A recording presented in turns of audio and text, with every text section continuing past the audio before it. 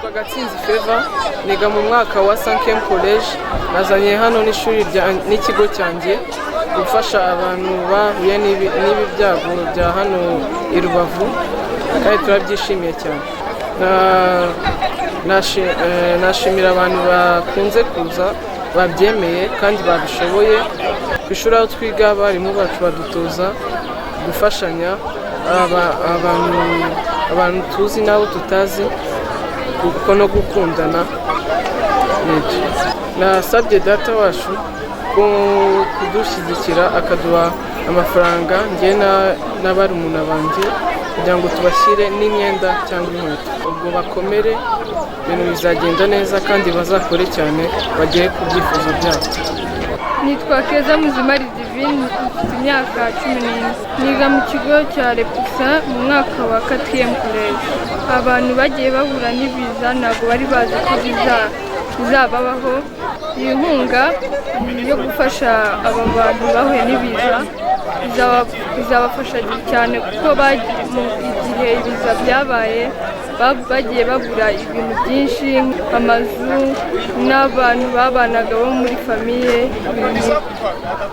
Twabazaniye imyenda, amafaranga bakifashisha mu kubaho kwabo. Ubusanzwe umuco wo gufasha ni umuco wa Lepuse, ni umuco muri Lepuse kuva yatangira dutoza abana bacu kugira ngo bakurane umuco wo gufasha, bazakure nibagera mu myaka bakuze aho bazajya bitanga nta muntu basabye bitanabavunnye. Kuko hari n'ibindi bikorwa dukora buri mwaka. Dufite ikigo i Kigali, tukakigira ikindi kigo mu Rubavu n'ikindi Muhanga. Bose uwo muco turawukora, buri bantu bagafasha aho bakorera. Byaba bifite, tubaze neza, byaba nabyo bifite agaciro nka miliyoni 3, yongera ku sheke ya miliyoni 2. Imbaraga dushyiramo abanyeshuri nyinshi ziva mu babyeyi n'abanyeshuri, natwe nk'ikigo tukongeraho.